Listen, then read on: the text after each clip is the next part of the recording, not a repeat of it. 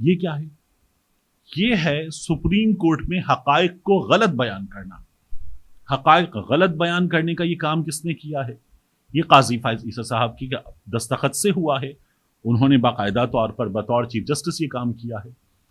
بسم اللہ الرحمن الرحیم. السلام علیکم. یہ آپ کا اپنا ڈیجیٹل پلیٹ فارم ہے. میں طارق متین ہوں. واللہ خیر الماکرین. اللہ سب سے بہتر تدبیر فرمانے والا ہے. وہی بچائے گا میرے دیس کو بلاؤں سے، جو بارش میں شجر سے گھونسلہ گرنے نہیں دیتا، کیونکہ اس کی تدبیر تمام تدابیر کی امام ہے.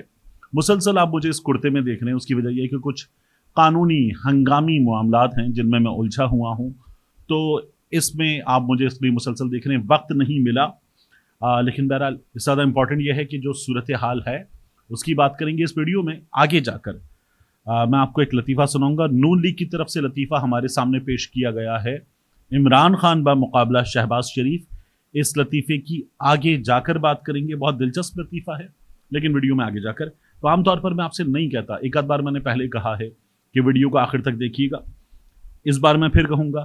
لیکن سب سے پہلے یہ جو ہنگامی معاملات ہیں عدالت کے، سپریم کورٹ آف پاکستان کے، صورتحال دلچسپ ہے. Chief justice Pakistan mister justice Qazi Faez عیسیٰ ابھی تو ہیں چیف جسٹس پاکستان. 25 دن ہیں چیف جسٹس کے اس عہدے پر. اس کے بعد وہ چیف جسٹس پاکستان نہیں رہیں گے، اور یہ ایک عجیب و غریب صورتحال ہے. ہم نے انہیں چونکہ ظلم کرتے ہوئے مسلسل دیکھا ہے پاکستانیوں پر اپنے فیصلوں کے ذریعے، اس لیے انشاءاللہ 25 اکتوبر کے بعد قاضی فائز عیسیٰ چیف جسٹس نہیں رہیں گے. تو اب میں آپ سے عرض کروں کہ قاضی فائز عیسیٰ نے کیا کیا ہے. قاضی فائز عیسیٰ صاحب نے کل صبح غالباً 9 ساڑھے 9 بجے اجلاس بلا لیا ہے. یہ جو پریکٹس اینڈ پروسیجر کمیٹی ہے اس کا اجلاس. یہ کمیٹی کرتی کیا ہے کہ بینچ کیسے بنے گا، اس بات کا فیصلہ یہ کمیٹی کرتی ہے. تو اس کا اجلاس قاضی صاحب نے بلا لیا ہے. منگل ہے، صبح منگل ہے. عام طور پر یہ اجلاس ہوتا ہے جمعرات کے روز، تو جمعرات نہیں ہے اور یہ ہونے جا رہا ہے. اس کی وجہ کیا ہے؟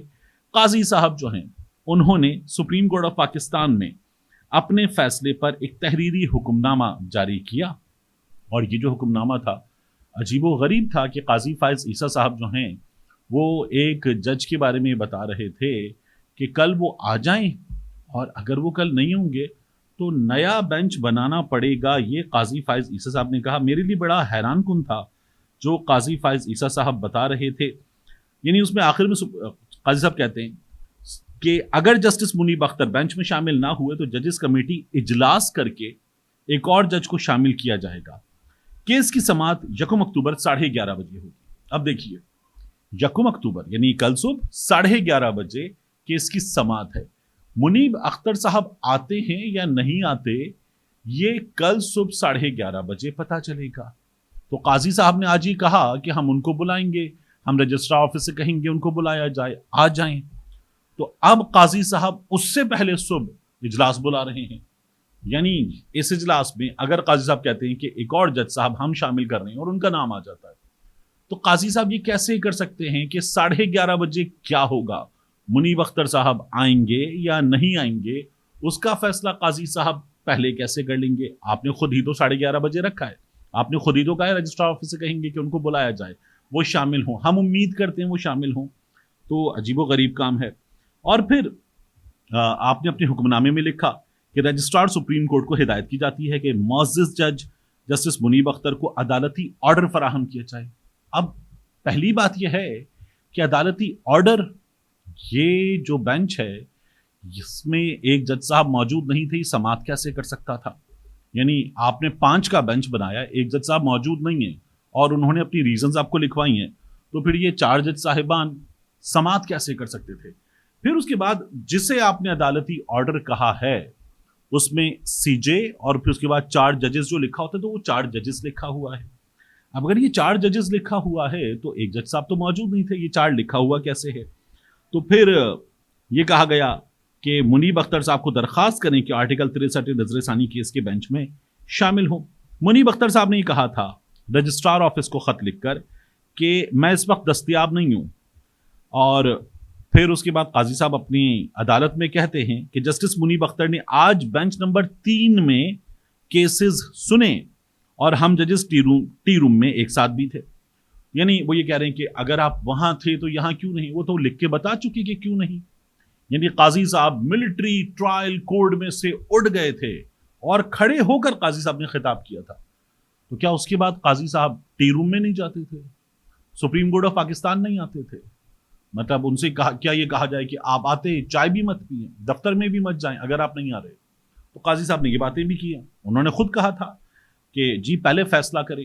اب بندیال صاحب نے اسٹے دے دی تھی، وہ بھی عدالت کا فیصلہ تھا، لیکن قاضی صاحب کہہ رہے تھے کہ میں نہیں بیٹھوں گا اور یہ نہیں ہو سکتا. تو منیب اختر صاحب بھی وہی کر رہے ہیں. تو قاضی صاحب کو gets to test his own medicine, یہ والا حال ہوا ہے قاضی فائز عیسیٰ صاحب کے ساتھ. لیکن قاضی صاحب کر کیا رہے ہیں کہ اگر پہلے منصور علی شاہ صاحب موجود تھے، منیب اختر صاحب موجود تھے، تو منیب صاحب کو نکال دو، منیب صاحب کو لے آؤ. پھر منصور شاہ صاحب موجود نہیں ہیں تو قاضی صاحب کیسے کر سکتے ہیں کہ وہ 2 ججز کے ساتھ مل کر جو پریکٹس اینڈ پروسیجر کمیٹی ہے اس میں وہ 2 جج بیٹھ کر یہ فیصلہ کر دیں، حالانکہ اس میں تو 3 جج ہیں. اور اس میں ایک بڑا زبردست نکتہ ہے، اس کو سمجھیں. یہ سپریم کورٹ آف پاکستان کے سینئر وکیل ہیں غلام محی الدین صاحب، ان کے فیس بک پیج پہ میں نے دیکھا، انہوں نے اپنے فیس بک پہ لکھا ہوا ہے.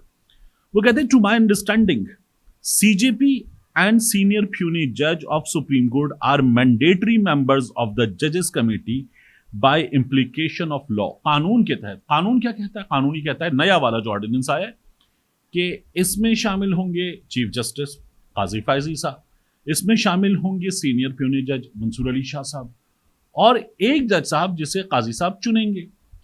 تو قانون کی روح سے بھی منصور علی شاہ صاحب اور قاضی فائز عیسیٰ اس میں لازمی حصہ ہیں، لازمی حصہ. تو پھر اگر منصور علی شاہ صاحب نہیں ہوں گے تو قاضی صاحب لازمی حصے کے بغیر کیسے کر سکتے ہیں؟ اجلاس ہو جائے اور پھر اس میں اکثریت اور اقلیت کا فیصلہ ہو جائے، 3-3 کا فیصلہ، 3-2 کا فیصلہ. لیکن یہ کیسے ہو سکتا، 2-1 کا فیصلہ، لیکن یہ کیسے ہو سکتا ہے جو قاضی صاحب نے کیا ہے؟ تو یہ بڑا اہم نکتہ ہے. لیکن قاضی صاحب یہ بھی کر گئے ہیں.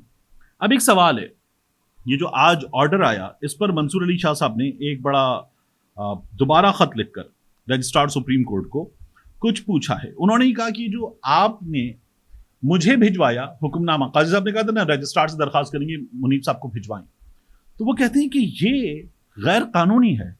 سپریم کورٹ آف پاکستان کا حکم نامہ غیر قانونی.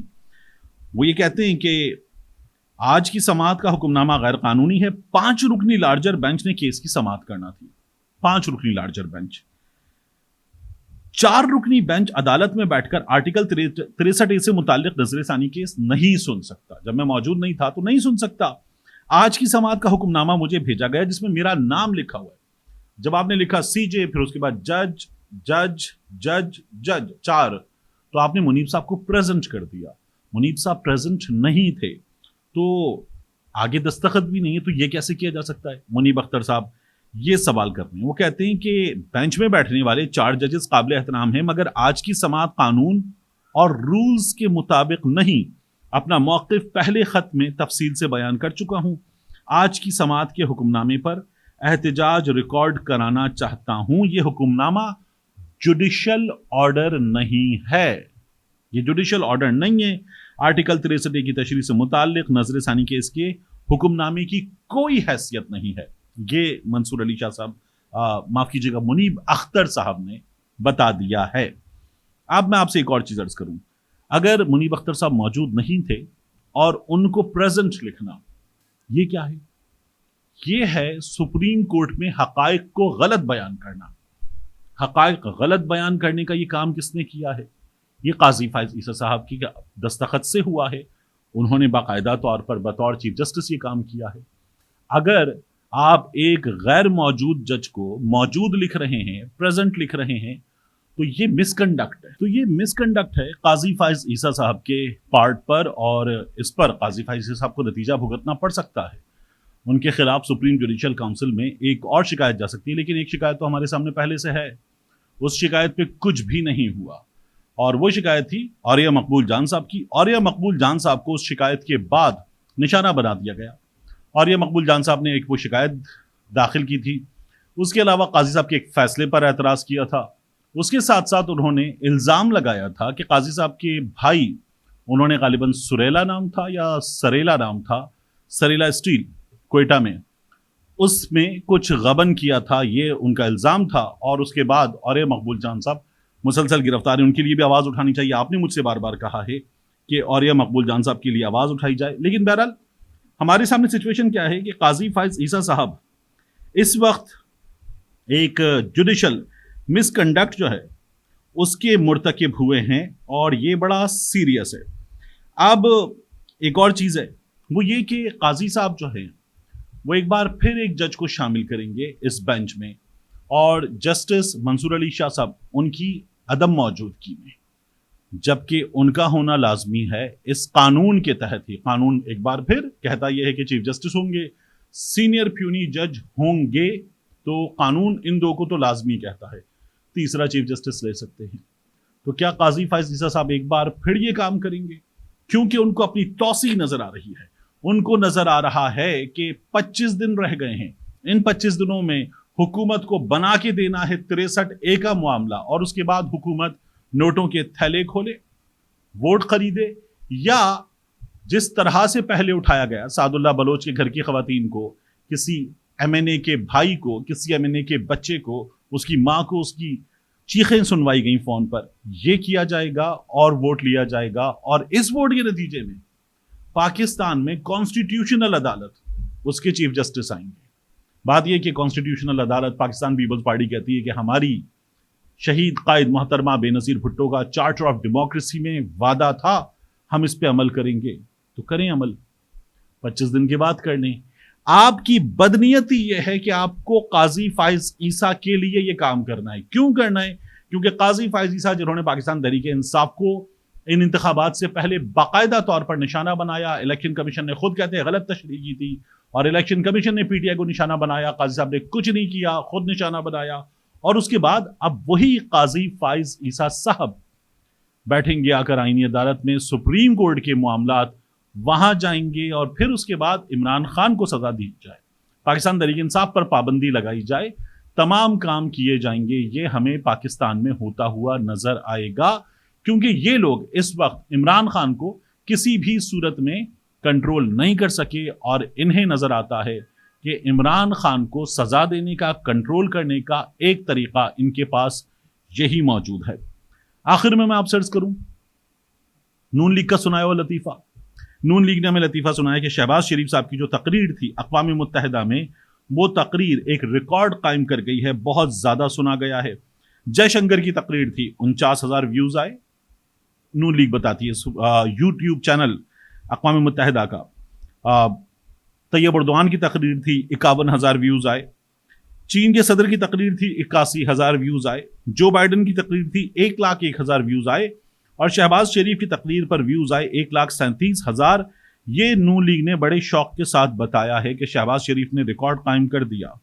اسی اقوام متحدہ کی ویب سائٹ پر عمران خان صاحب کی تقریر 7.2 ملین ویوز آئے. تو لطیفہ یہ ہے کہ نون لیگ جو جشن منا رہی ہے شہباز شریف کے ویوز آئے، وہ نون لیگ یہ بھول رہی ہے کہ عمران خان سے وہ شہباز شریف تقریباً 7,60,000 ویوز پیچھے ہے. ملتے ہیں انشاءاللہ آپ سے اگلی ویڈیو میں.